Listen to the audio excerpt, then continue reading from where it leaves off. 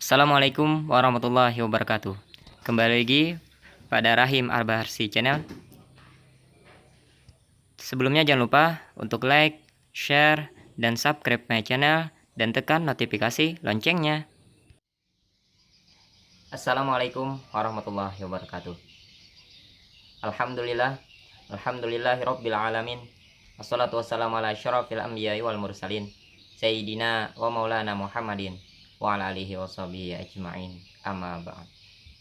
Segala puji bagi Allah yang mana masih memberikan kita kesehatan dan kesempatan sehingga saat ini kita masih dapat bertatap muka, bertemu melalui video ini untuk saling bersilaturahmi. Kemudian salawat serta salam selalu kita haturkan kepada Nabi kita Nabi besar Muhammad SAW, kepada seluruh keluarga, sahabat, para pengikut hingga akhir zaman. Semoga kita semua mendapatkan syafaat kelak pada kiamat. Amin amin ya rabbal alamin. Bertemu lagi dengan saya Abdurrahim.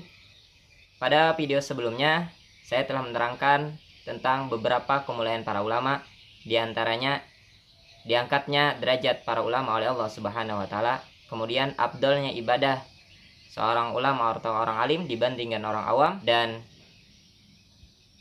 kedudukan para ulama sebagai pewaris para nabi. Maka pada video kali ini saya akan melanjutkan beberapa keutamaan dari para ulama yang lainnya. Keutamaan lain dari para ulama atau orang alim adalah bahwa orang yang alim ketika meninggal dunia, ilmu yang ia pelajari dan ia sampaikan akan dijadikan Allah makhluk yang menyenangkan di dalam kuburnya hingga hari kiamat.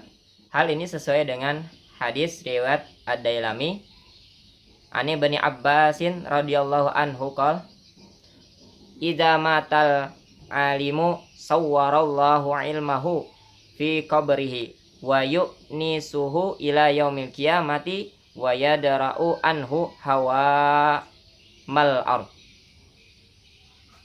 Yang artinya, dari Ibnu Abbas radhiyallahu anhu maqal, ia berkata, bila seorang alim meninggal dunia, maka ilmunya dijadikan Allah sebagai makhluk atau manusia yang menyenangkan di dalam kuburnya hingga hari kiamat dan bisa menangkal serangan binatang jahat di tanah.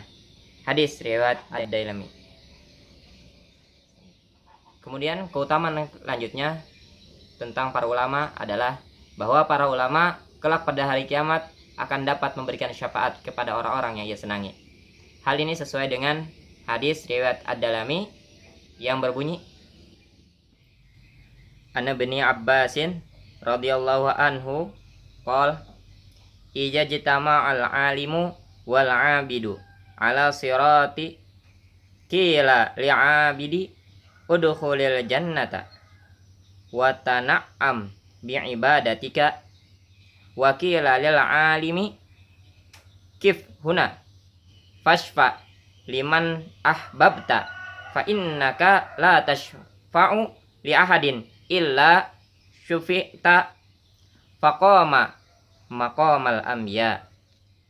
Yang artinya, dari Ibnu Abbas radhiyallahu an, ia berkata, bila seorang yang alim dan orang yang ahli ibadah di dunia berkumpul di jembatan atau siratul mustaqim di atas jahanam, lalu dikatakan kepada orang yang ahli ibadah, masuklah kamu ke surga dan nikmatilah kehidupan di dalamnya lantaran ibadahmu.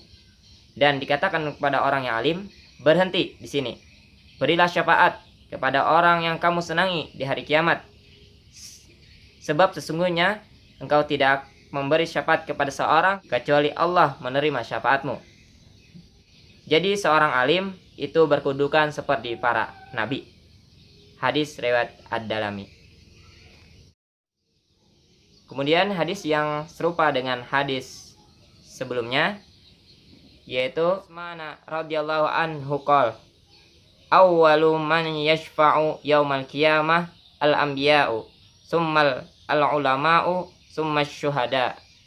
Yang artinya, dari Utsman radhiyallahu an, ia berkata, permulaan orang yang akan memberikan syafaat pada hari kiamat adalah para anbiya, kemudian para ulama, dan kemudian para syuhada. Hadis riwayat Al-Khatib. Kemudian kemuliaan yang lain adalah bahwa kita disuruh untuk menghormati para ulama karena mereka adalah pewaris para nabi, dan barang siapa yang menghormati para ulama maka sama dia menghormati Allah dan Rasulnya. Hal ini sesuai dengan hadis riwayat dari Jabir radhiyallahu anhu an Jabir radhiyallahu anhu qol akrimul ulama fa innahum warasatul anbiya faman akramahum faqad akramallahu wa rasulah. Yang artinya, dari Jabir radhiyallahu anhu ia berkata, hormatilah para ulama sebab sesungguhnya mereka adalah pewaris para nabi. Maka barang siapa yang menghormati kepada mereka berarti menghormati Allah dan Rasulnya. Kemudian keutamaan yang lain dari seorang ulama atau orang yang alim adalah bahwa kedudukan ulama, kedudukan orang alim dibanding yang lain adalah seperti keutamaan seorang nabi atas umatnya. Hal ini sesuai dengan hadis berikut. An Anasin radhiyallahu anhu qol fadlul alimi ala ghairihi kafadlin nabiyyi ala ummatihi. Yang artinya, dari Anas radhiyallahu an ia berkata, keutamaan orang yang alim atas orang yang lain seperti keutamaan nabi atas umatnya. Hadis riwayat Al-Khatib. Kemudian hadis terakhir tentang kemuliaan para ulama adalah setiap ilmu yang diajarkan ulama, satu ayat atau satu bab ilmu dari yang diajarkan ulama, maka Allah Subhanahu wa taala akan mengembangbiakan pahalanya hingga hari kiamat.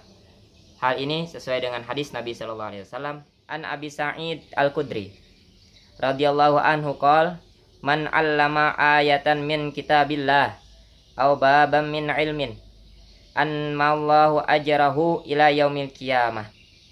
Yang artinya, dari Abu Sa'id radhiyallahu anhu ia berkata, barang siapa yang mengajarkan satu ayat dari kitab suci Allah atau satu bab daripada ilmu, maka Allah akan mengembangbiakan pahalanya hingga hari kiamat. Hadis riwayat Ibnu As-Sakir.